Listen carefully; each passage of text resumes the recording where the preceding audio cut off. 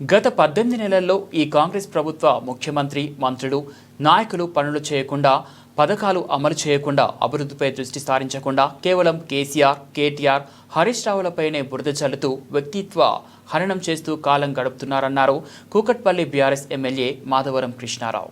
కేటీఆర్ మీద, కేసీఆర్ మీద జరుగుతున్నటువంటి అబండాలు వేసుకుంటూ కాంగ్రెస్ పార్టీకి సంబంధించినటువంటి ముఖ్యమంత్రి గాని, కాంగ్రెస్ సంబంధించినటువంటి కార్యకర్తలు గాని, ఎమ్మెల్యేలు గాని, మంత్రులు గాని 18 నెలల నుంచి అభివృద్ధి చేయకుండా, ప్రజలను పట్టించుకోకుండా, పొద్దుగల లేస్తే కేసీఆర్, కేటీఆర్ తిట్టడం తప్ప ఇంకా వేరే పని పెట్టుకోలేనటువంటి దుర్మార్గమైన పరిస్థితుల్లో కాంగ్రెస్ పార్టీ ఉంది. ఆ భాషను చూస్తూ ఉంటే అసలు ఈ తెలంగాణ రాష్ట్రంలో ఇటువంటి మాటలు అనేది ఎప్పుడు లేవు. ఇవాళ చెక్కులు ఇచ్చేటటువంటి ఏదైతే చెక్కులు ఇస్తున్నారో అమ్మవారు చెక్కులు, ఆ చెక్కులు సృష్టించిందే కేసీఆర్ గారు. ఇలా కళ్యాణ లక్ష్యం చెక్కులు ఇస్తుంటే కళ్యాణ లక్ష్యం చెక్కులు ఇచ్చిందే కేసీఆర్ గారు. అటువంటి చెక్కులు, అటువంటి మంచి మంచి స్కీములు పెట్టి ప్రజలకు ఇస్తుంటే ఈయన గెలిచిన ఎమ్మెల్యేలను ఏ రకంగా ఇబ్బంది పెట్టి, ప్రజలకు ఇచ్చిన హామీని పక్కా పెట్టి, పోలీస్ అధికారులను నెంబడి పెట్టుకొని రౌడీజం చేసి గుండాయిజం చేస్తున్నటువంటి హైదరాబాద్ నగరంలో ఈ నడమ ఎంతో భయంకర పరిస్థితి చూస్తా ఉన్నాం. నేను ఒకటే చెప్తా ఉన్నా, కాంగ్రెస్ నాయకులారా, మీ బట్టలు ప్రజలు ఇప్పకుండా చూసుకుని ఫస్ట్ ప్రజలకు ఇచ్చిన హామీలు నెరవేర్చండి. ఇలా దళిత బిడ్డలకి 12 లక్షల రూపాయలు దళిత బంధు ఇస్తా అని చెప్పి ఇప్పటికి ₹1 బీసీ బిడ్డలకు ఇస్తాం, బీసీ బిడ్డలకి ఇయలే.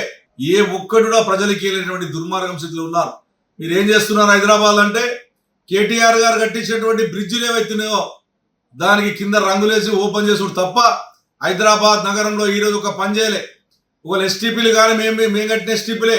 ఇలా బ్రిడ్జిలు కట్టింది కూడా మా హయాంలో కట్టినటువంటి, మంచినీళ్ళు తెచ్చింది ఆయన మా హయాంలో తెచ్చిందే. ఈ కాంగ్రెస్ పార్టీ, బీజేపీ పార్టీ ఎక్కడన్నా కనీసం ఒక పైసా హైదరాబాద్ నగరం తెచ్చే సూరత్ లేదు. కానీ హైదరాబాద్ నగరంలో ఉన్నటువంటి కుక్కట్పల్లిలో ఇలా హౌసింగ్ బోర్డులో ₹1,000 కోట్ల ల్యాండ్ అమ్ముతున్నది వాస్తవం కాదా?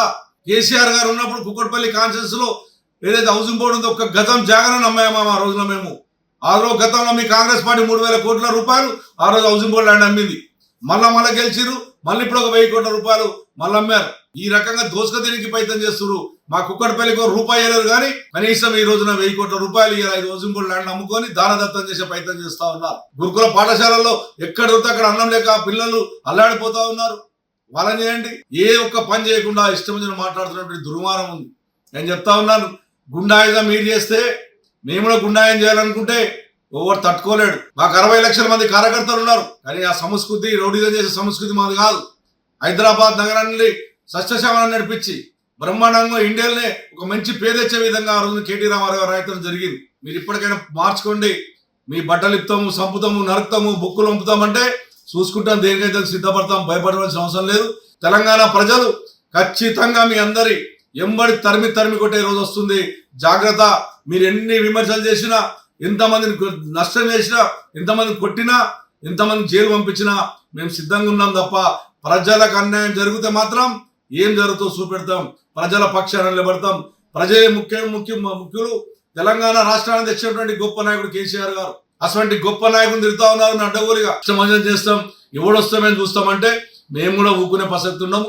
మేమేదో చూపెడతామని చెప్పి తెలియజేస్తాం.